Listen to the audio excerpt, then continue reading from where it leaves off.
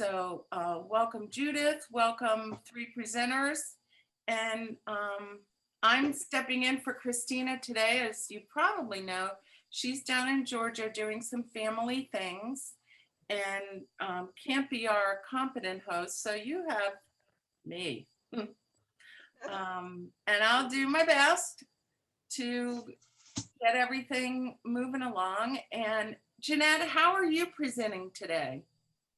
It's working. There we All go. right. Yeah.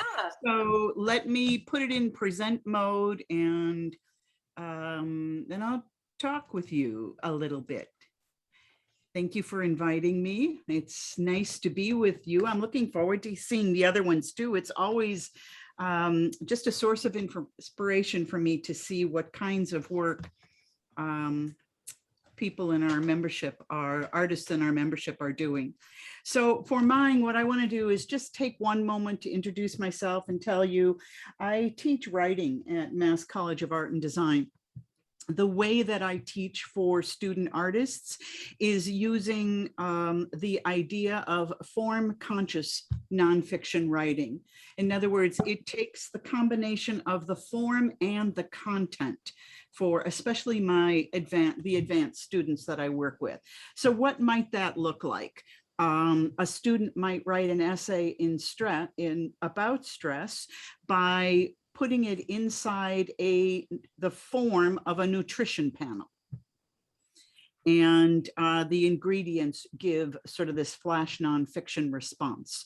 Another student may be describing an important transition, terrific transition time in life, say from 17 to 18 and 19-year-olds, and use the airport departure sign as a way of doing it. So I show this to you because it's a way to say to you that this weaving together for the student artist of the inner and the outer journeys, the what's going on inside of them with this external reality, form conscious writing allows that to happen. And partly I wanted to introduce that to you in that interest because it would give you a sense for why I am so strongly attracted to book arts, to making artists' books. So how does that play its way out for a person who works with student artists in writing, but not in writing in the way that traditionally people think of writing? For me, it started with working with Peter Madden. Decades ago, I took classes from Peter Madden. He taught at the MFA school, and I don't know if he still teaches at the MFA art school. Once they were merged with Tufts, I didn't see listings any longer for him. Sometimes he taught co-courses with Mass Art also. There came a point with Peter Madden where one day he came into class and said, you know, you all are making pretty books, and it's time now that we start actually thinking about what's inside those books. Now, I had been taking courses from him, a number of them by the time he reached this point. And I liked my pretty books. They were on a shelf, they were neat, they were empty. And he clearly was going through his own teaching crisis of like, how am I going to move all of this to a different place beyond binding and beyond this? I stayed with him. I said, okay, fine. You want us to be thinking about what? You mean you want things actually in the book? Okay, how would that work for me? And I began to experiment, sometimes with him, sometimes this was in a printmaker's class, Esther Maschio.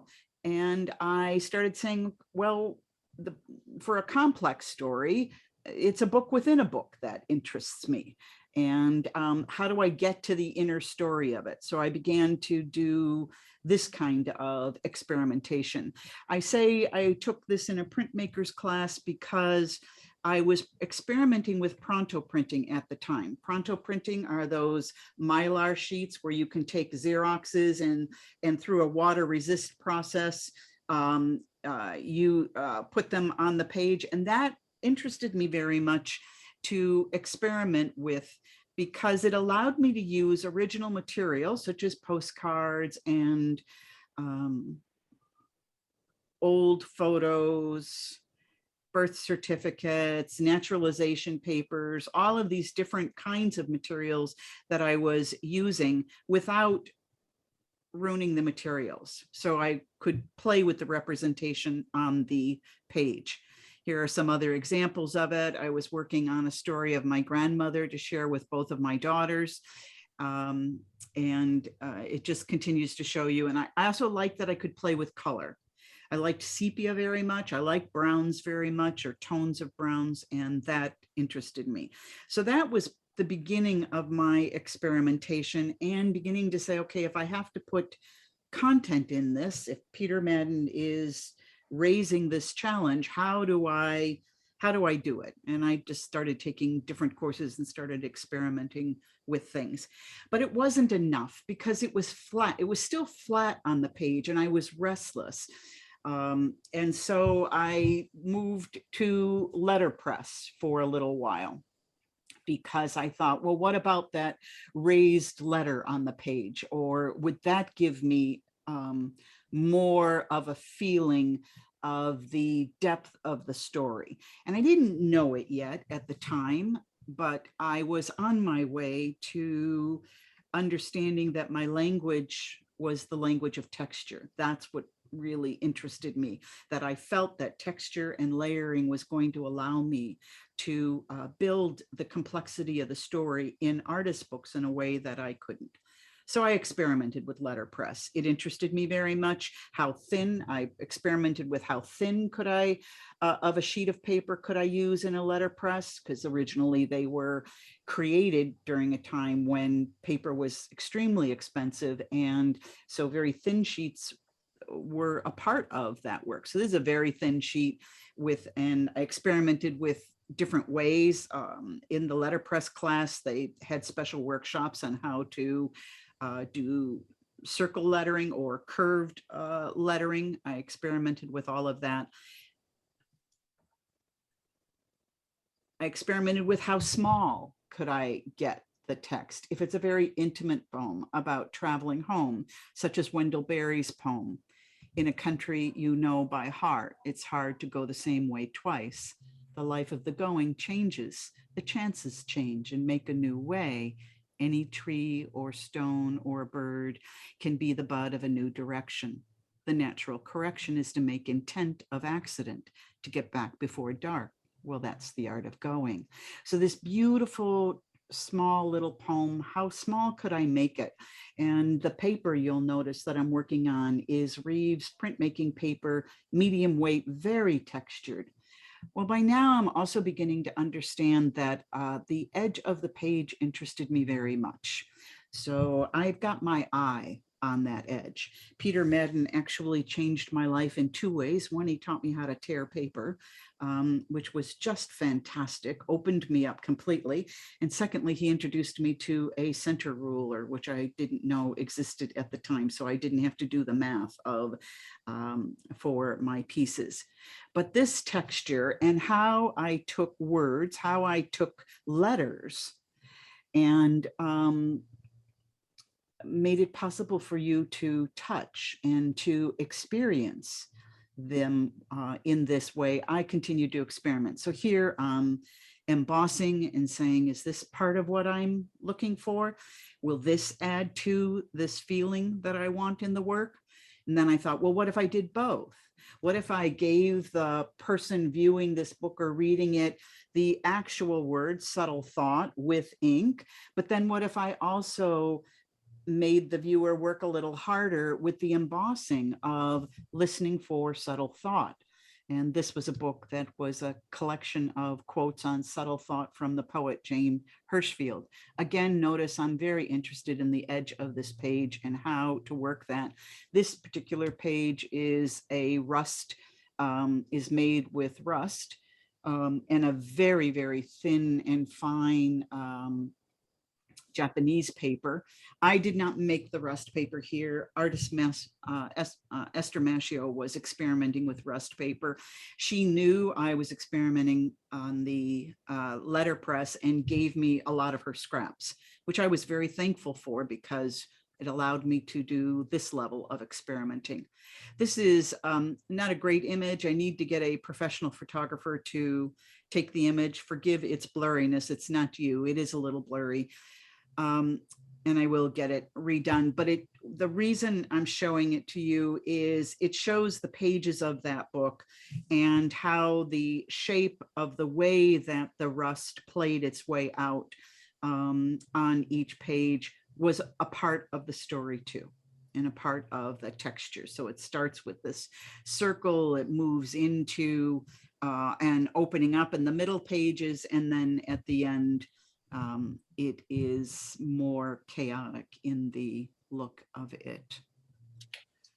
All the while, I keep experimenting with texture. So I started playing with glue, particular Japanese glue, cold glue, made with cold water. Eventually, I found how to buy it here because it's a bookbinders. It is used in a particular bookbinders kind of glue. And I took very thin sheets of paper and started layering them on top of each other to say, what can I do now? What else happens to the texture and to the shape if I practice with the glue? And I begin to basically create my own paper with a lot of different paper.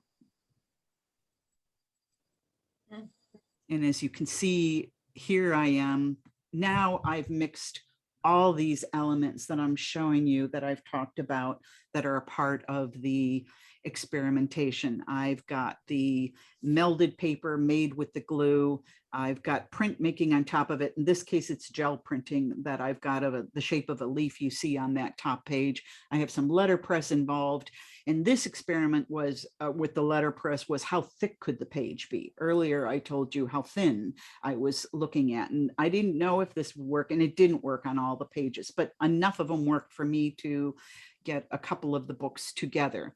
But again, you'll see by the shape of this particular image, meaning the way the photo is framed, that edge of the page continues to attract me and interest me, knowing that I'm getting at a depth of it. Thank you to Christina. She actually is the photographer for this particular piece of work. I had a time, I came up last year for a 10-year review, and I needed very quickly to have some of my books photographed, and I engaged Christina as my photographer to do this. So, and I just love some of the imagery that she created for me, and I absolutely recommend Christina. And I went to her because I knew she had such a sense for artist book themselves, that she'd get to the spirit of it, the soul of it, and the way that she would take photographs would work for me. So this theme of continuing to figure out how can I use all these elements. This is a page in a book that I created. The page itself is actually very stiff. It's an illustrator's board that all of this is layered on top of. And you can see I've got the letter pressing, I've got gluing of thin pages together, different shapes I'm gluing together.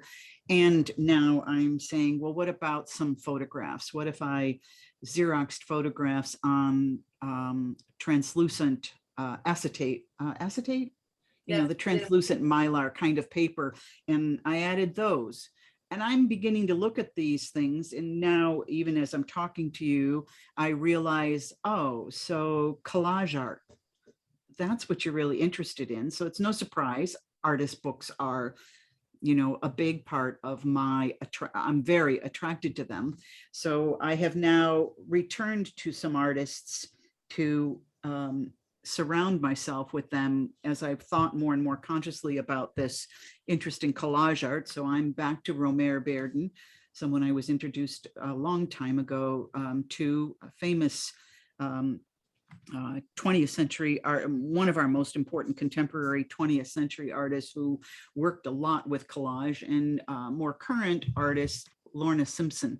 She works with photographs and then collaging them, but does some very, very interesting work. So to push my own growth in terms of themes, that's what I'm returning to, is where do I go? Where do I involved. This is the book itself, that page you saw on. I created folders. I stain everything. So I throw the paper into tea stain water. It's Reeves paper. Once I figured out what wouldn't disintegrate in to allow me to get this old look, this antique kind of look, I tea stained the twine that you see this with. You can see the collages on top of it. So those are in what you're looking at are individual folders, and then those pages that I showed you just in this slips into one of the folders. So that's a book on motherhood that was actually for my older daughter. I am a gardener. I actually spent this summer working on building a garden in the parking lot, city parking lot behind the building that I live in with some other people, some raised garden beds, because I just had to get outside after all this time in the pandemic.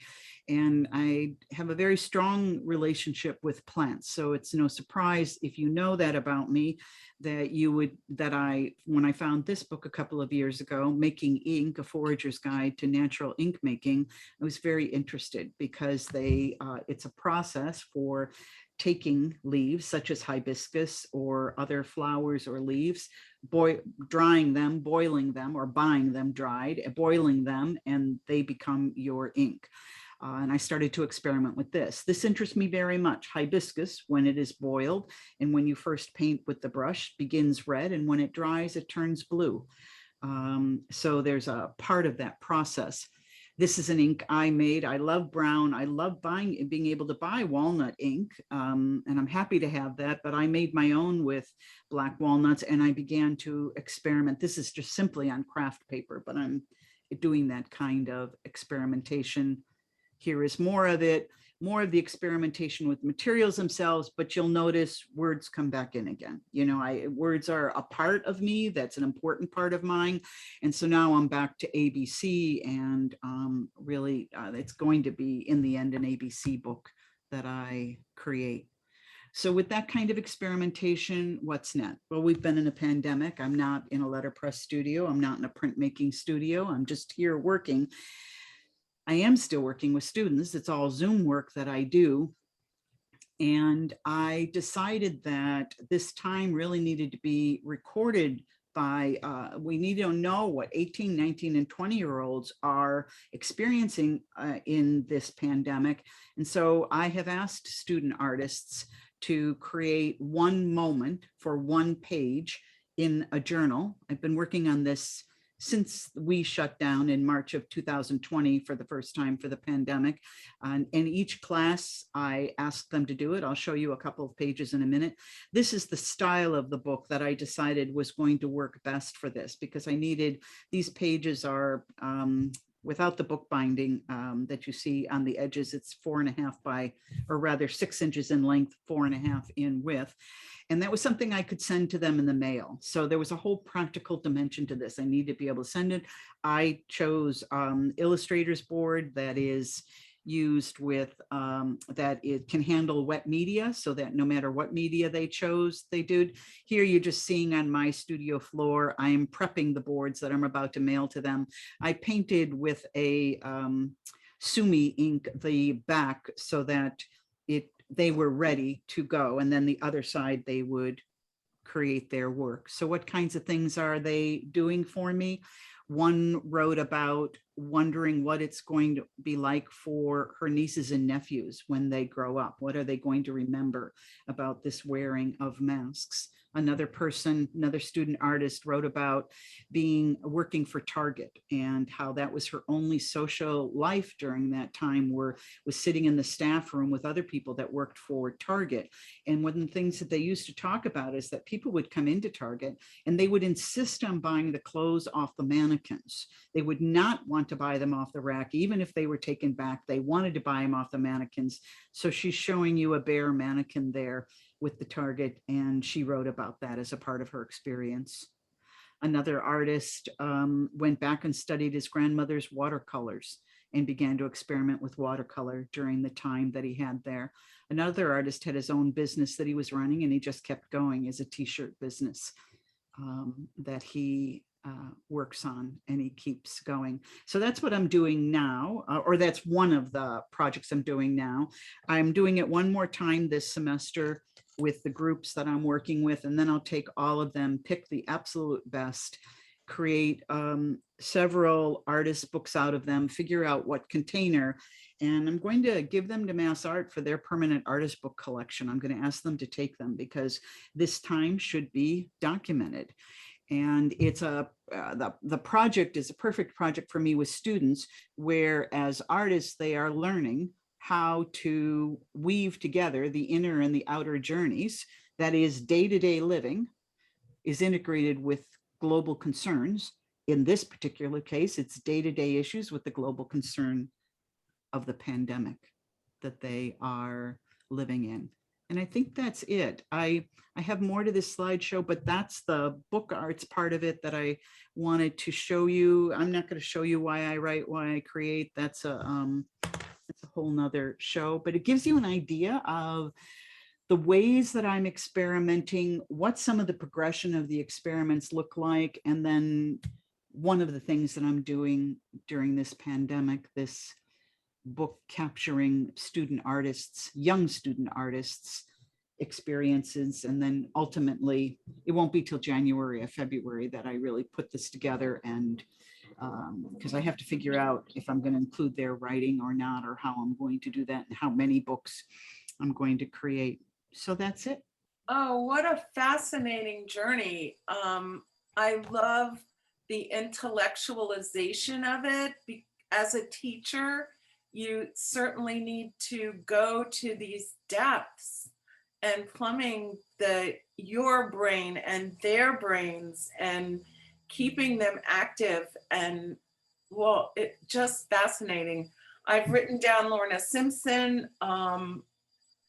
Romer Bearden, Russ Paper. I can't wait to look into that. And Peter Madden, your original inspiration, fascinating. Your work is beautiful, and you're technically so precise. And as a graphic designer, I really appreciate your sensibility for typography. That is, because to me, that's the sign of a good graphic designer, is their typographical sensibilities. Yeah. And I've never even done letterpress, but I've got a stamping thing now where you hammer, the letters on the end of the. And my next books, I wanna actually hammer in little words, because I've never really dealt with words before. I just deal with pictures. So. Oh, I love that. Will you send me the stamping? Will you send me whatever way you're doing stamping? Because that's something you can do at home. Like, exactly. That's the issue. We're still navigating this pandemic, and we need ways to be able to work out of our own space. And I want to talk to you, Jeanette, about my palm press, because it actually might be really helpful in your classes. The kid. Great. Anyway, another time. Yeah, great. Shameless self-promotion, but wow, bravo, thank you. More people need to see what you're doing. It's really exciting. Well, we're getting there, right? We're getting there. And I'm very, very appreciative of New England book artists, and looking forward to continuing to build these conversations. Now, have you been a member for how long? Since it began. Okay, that's what I wanted to know. Great. Because I'm just new in the last year, so it had, done a year anyway. So thank you so much. Yeah, thank you for letting me be a part of this. More conversations to come. Yeah, Renate, that's why we do this. Yep. What was that? Right. I said that's why we do this, so we can deepen our connections with each other. Yeah, and I can't wait to meet you all in person, all of you here. Renate, would you like to go next? Because for some reason, Josette has she's just not there anymore. I can't figure out why my screen went black. Can you hear me? Yes, we can hear you. Go activate your screen with a cursor and go to the little video camera in the bottom left. Click on it. Yes, Click on it. okay. Okay, here you come. Am I coming? I hope so. Give it a second. Renate, would you like to start while Josette is, we won't hold Okay. that up. Yeah, so I'm gonna share my screen. All right. Okay. And Jeanette, did you stop sharing? I did. Thank you. Okay. So Here just we hold on a are. second. All right. So I didn't really know what book arts was, although until relatively recently, but I've always been attracted to artist books before I really understood that that was a particular artistic category. And my background, my professional background is not in the arts. I'm a psychologist by training, and I teach in the social sciences at the University of Maine. But in 2000,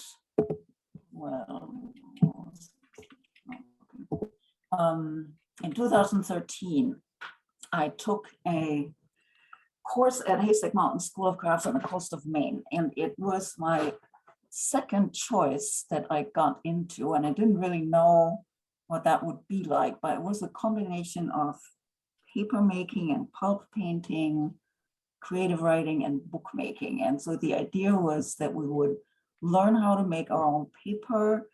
We would develop stories, texts of any kind, poems, and then put this all together into an artist book, whatever form. And that was wonderful. It was co-taught by Beck Whitehead and Audrey Niffenegger. Beck Whitehead is died, I think, not too long ago. She was at Southwest School of Art on papermaker, and Audrey Niffenegger is an author, a US author. And so we developed stories, we made paper. These photos are sort of a little bit the development process. I had a story of a girl in a village that sits in the trees and predicts the weather, and then all sorts of things interfere, and this hare is jumping around and doing like a commentary on the side. And so we this is largely pulp, cotton pulp with abaca, pulp painted, and then put into this accordion format. Here you see pretty much the whole thing open. At the very end, on the right side, there's a little pocket. In the pocket is a loose sheet of paper with the text of this story on it. And when closed, it looks like this. So that was really my first excursion into bookmaking of any kind. And then a year later, I started printmaking at the University of Maine Art Department. And also found John Gerard he's originally from Michigan, but he has been living in Germany for decades now and runs a paper making supply business there, and a studio where he teaches classes and makes his own paper and makes specialty papers for artists and that sort of thing. And so this project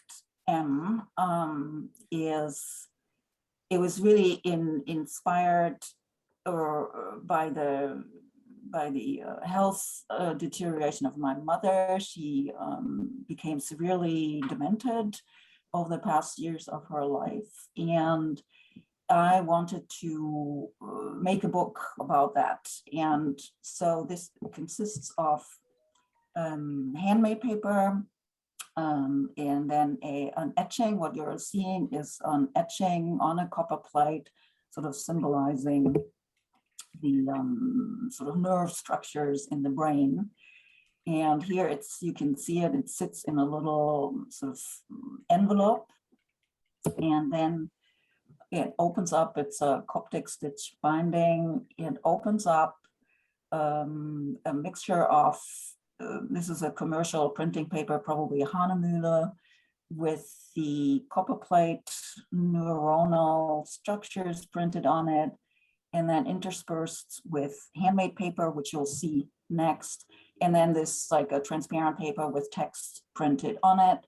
And there's sort of one sentence runs through the book, or it's a question really. And this is, what was it like when we could, and then it goes through things that we once could when our brains were still working normally. So what was it like when we could walk? And the idea with the handmade paper, which you can see on the right side there, like these grays and on white background, was to make the paper increasingly fragile with holes in it and getting thinner and thinner, sort of also to represent this deterioration of brain tissue. So what was it like when we could walk, speak, see, hear, and breathe? And this was sort of the experience of my mother to some extent, that in that sequence, she lost towards the end of her life, she lost her abilities. So she couldn't walk anymore, she couldn't talk anymore.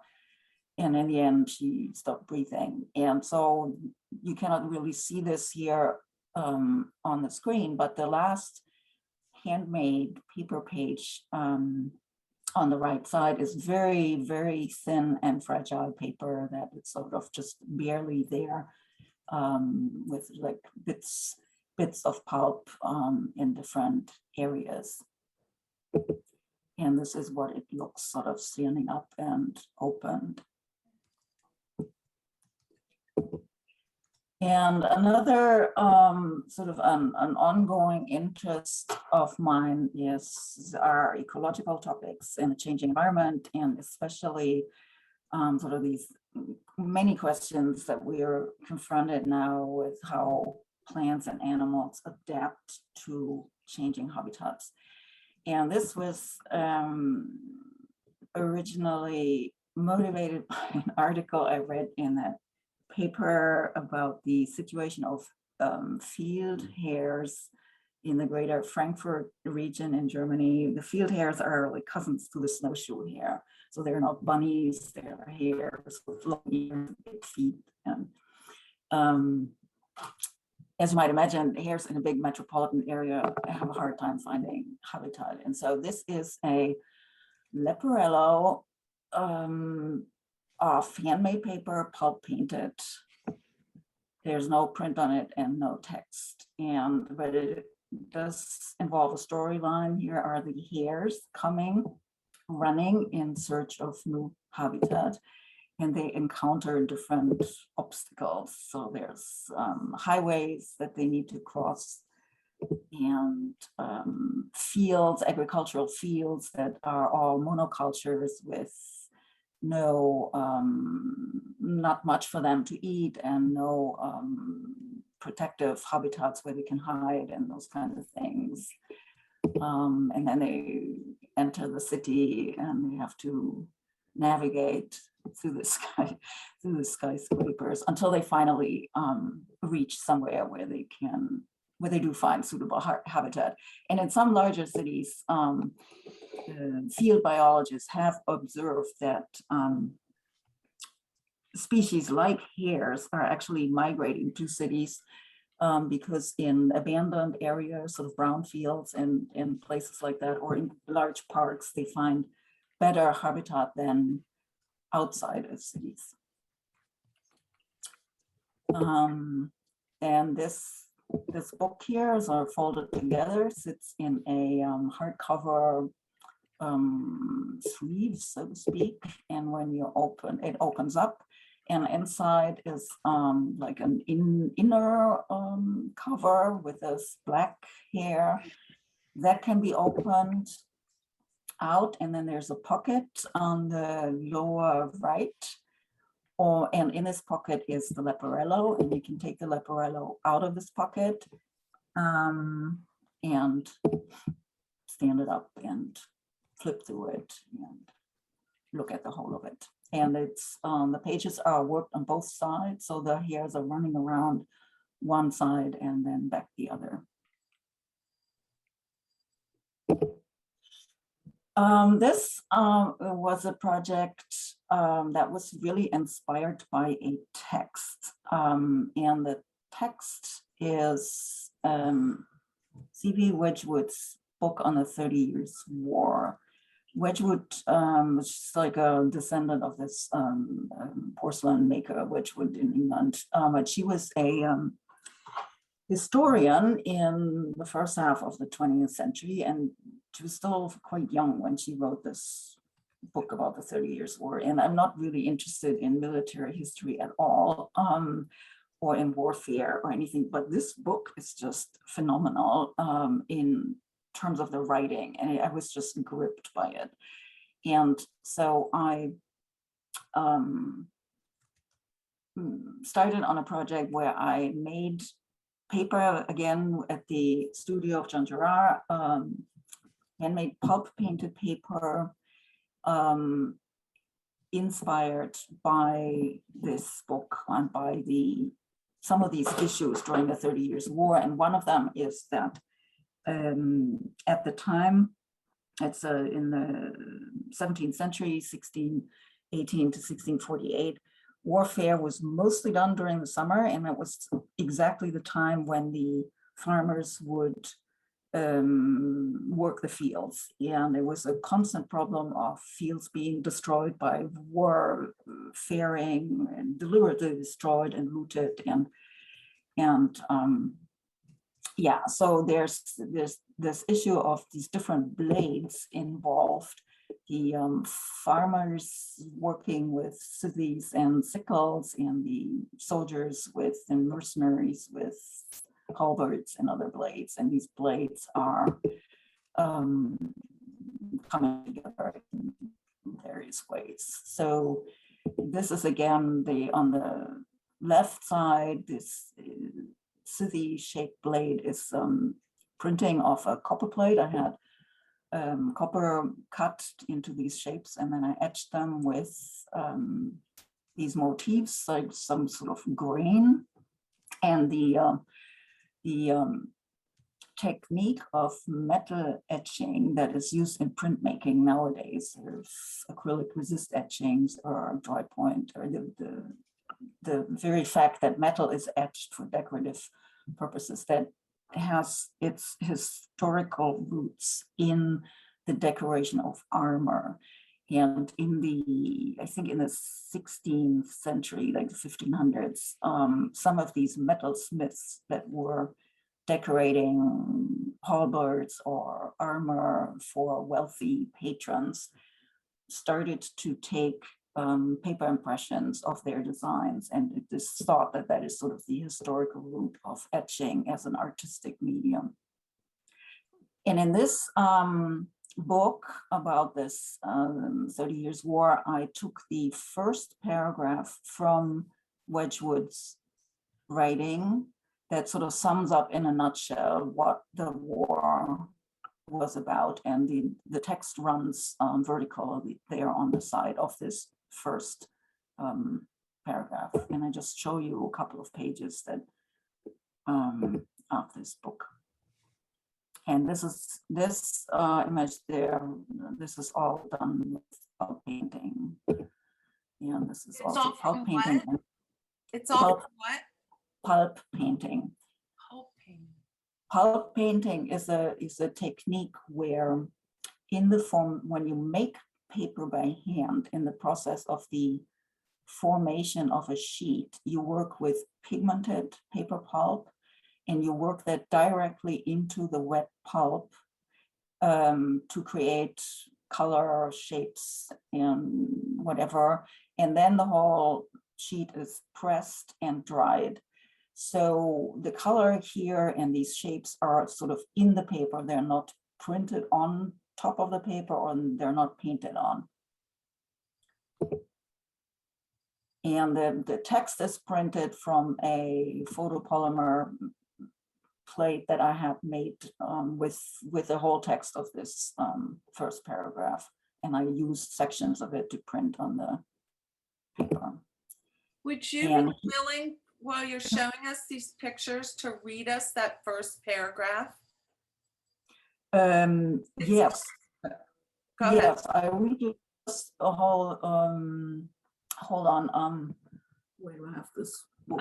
I'd really like to know what that is as we flip through these pages, because it's fascinating.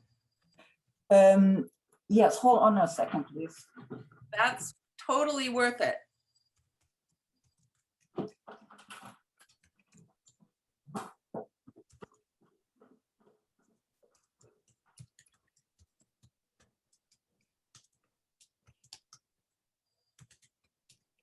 These are beautiful. Pulp, I haven't heard of anyone using pulp paintings yet. Jeanette, are you familiar with that, with paper making? And I am not. I've not made my own paper. I've only fused very thin sheets of other people's paper. I'm very interested in what is I going know on here you right are. now. I know you are. You two are kindred spirits here. I'm writing right now a message can see to that. say that I find right now on chat, I'm writing a message to say I find this stunningly beautiful, this work. I thank you so much for sharing it. It's gorgeous. Yeah, Thank you. this is what we're all about here. This is wonderful. All right, Renate, read away. Okay, so I have the book here, and I'm going to read you the first paragraph. And it starts on this page that we're looking at on the screen right now, but I'm going to read the whole paragraph. Yes, please. Okay. The year 1618 was like many others in those uneasy decades of armed neutrality which occur from time to time in the history of Europe. Political disturbances exploded intermittently in an atmosphere thick with the apprehension of conflict. Diplomatists hesitated, weighing the gravity of each new crisis. Politicians predicted. Merchants complained of unsteady markets and wavering exchanges, while the 40 million peasants on whom the cumbrous structure of civilization rested dug their fields and bound their sheaves and cared nothing for the remote activities of their rulers. Brilliant. So, this book is entitled The 30 Years' War, right? Not the year 1618. Now, the Wedgwood book is entitled The 30 Years' War. Right. And my book here is entitled The Year 1618. These are the first words of the opening paragraph. This is great. I love books on war, especially old books. I mean, old wars that happened in Europe. I'm going to be in that book. So, wow. Yeah, okay. I can hold this up to the camera again later, but so this is the first paragraph. The text in this book that we are looking at on the screen is the first paragraph from Wedgwood's book on the 30 Years' War. How big is this book? I think it has Like this? 3 or 4 signatures and off 2 pages each, full pages each. But I mean, when it's flat, what is it? 8 by 10 or 6? Oh, okay. When it's flat, it's about 17 by 10 inches. Oh, it's a biggie. Yeah, it's a little bigger. Yeah. Great. Love the bloody pages. Yeah. Keep going. I'm done talking here. I just want to listen to you. No, it's the thing about this is that it's really the subject matter is just really gruesome and this war, but the making this kind of paper is just so much fun because you're splashing around with especially these kind of things with pigmented pulp. And so these are a couple more pages.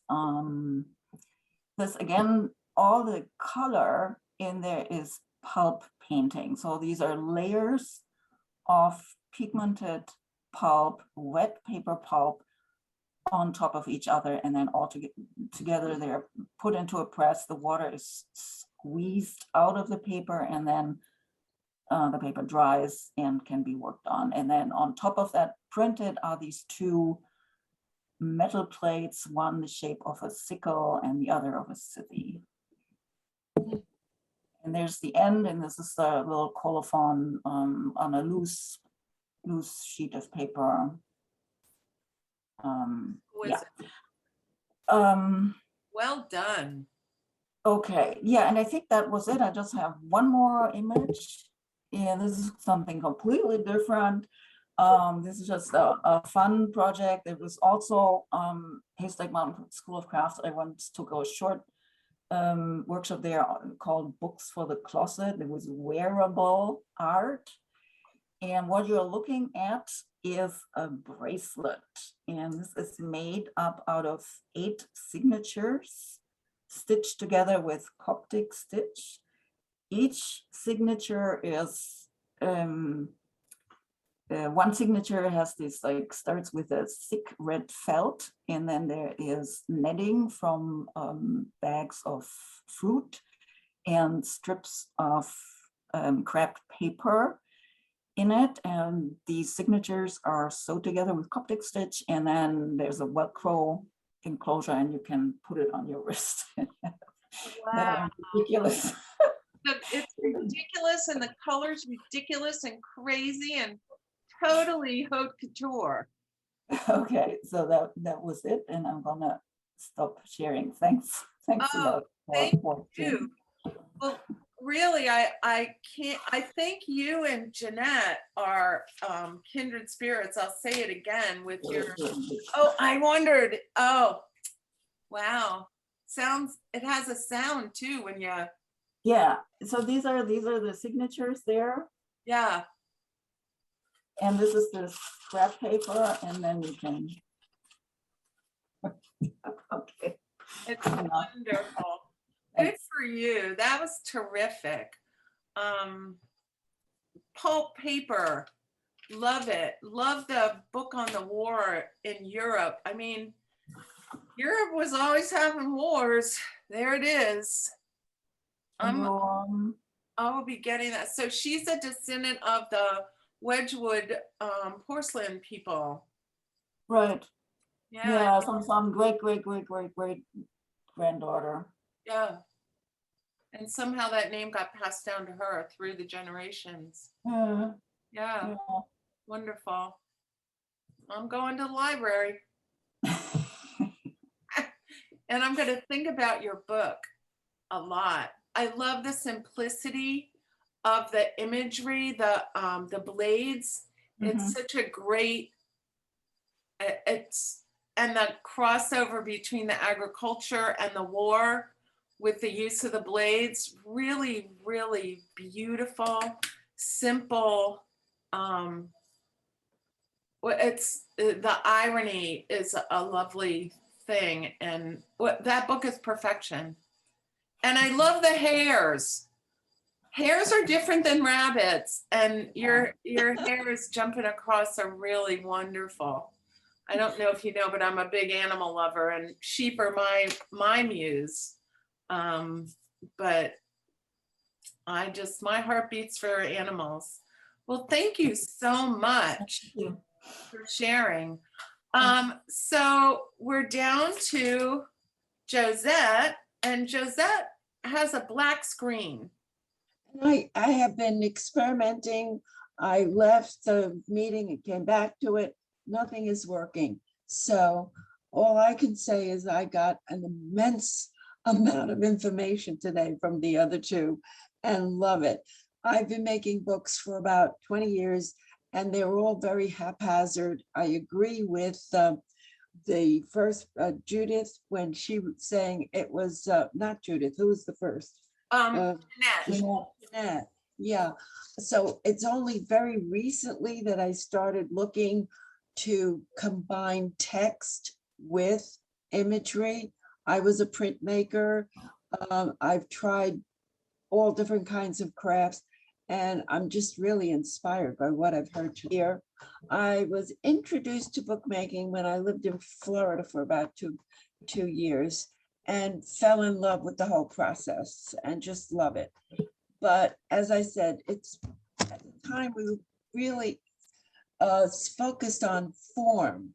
And just so making all these little blank books was wonderful, but I really think that finding the text and I don't know what you start with. Like I made a whole series of feather prints and now I'm looking for a form to put the feather prints into, and they're done on printmaking paper. So Nice. so this is, you know, I still would like to continue with it as much as I can. And yeah, I found it. I'm gonna screen share okay. and desktop share. And you guys should be able to see my desktop now. Yep. 4, okay, that's what we're in, group 4. Yeah, you're in group 4. So I don't think anybody other than me and who are here did this project. Yeah, I did too. Who said that? Renata, I did this. You I did was in it group too? 9. Yeah. Okay. So here are, you want to talk about these, Josette? Well, this is actually, this was a collaboration because I have a group going where we meet on a monthly basis. That's what kept us going through the pandemic. And we started meeting actually more than during a month, each month, every other week we met. So my friend did the binding and it's a no gluing binding. It's probably based on Hetty Kyle's foldings. And on the cover is the postcard from another friend from another group. So she's an inspiration to me also and got me going here too. So mine is actually not, oh, this is mine, yes. And so I started with my writing, I started writing poetry and liking very much that form. So this is mine done on very, very thin Japanese paper on old postcards that somebody had given me their collection of. And so I did not, so they had nothing to do with the Hudson Valley, but they were the right size and shape and I used them. So you're saying from this binding, these postcards just slip in, they're not permanent, you can take them out. You can take them out and move them around and do whatever you want with them, yeah. So you collaborated on within a collaboration. Within a collaboration, Yeah. exactly, yeah, yeah. Do you have any images in the members section? No, because I never did finish my application, yeah. Okay, well, we want you to do that. You can Okay. see why. All right, I'm gonna stop sharing my screen. Well, And- thank you for making the effort, yeah. Well, we'd really like to have you present what you know, some of the books you've made. So I'll be in touch. Okay, And, thank you. We'll make that happen at some point in the future. And I just want to thank everyone for those of you who came and stuck through it Yeah. all. Linda, thank you. You're a wonderful hanger-inner there. Yeah, well, I'm inspired. Good. It really was an inspiration Yeah. because we have two very wonderful brainiacs and artists working on these gorgeous books. So Multi-talents, you know. what was that? I said, but there's multiple talents. Always. And that's why we're doing this, because, Yeah. and it allows people, other than just the Boston area, like Josette, we wouldn't have her being in New York. It's not like she can pop into Boston for a field trip. So Exactly. these Zoom shares are really valuable for, I Mhm. think, that Yeah. beyond the pandemic, I think we'll be keeping doing these. Because Okay. it's been extraordinary. So I'm going to let you all go to Yeah, Thank enjoy you. your Monday. Thank you Thank you. very Organizing much. this. And Thank go you. Patriots, even though it doesn't look good. Look. Enjoy your fall, and we'll hope to see you at the next meeting. Okay, thanks for your Bye now. patience.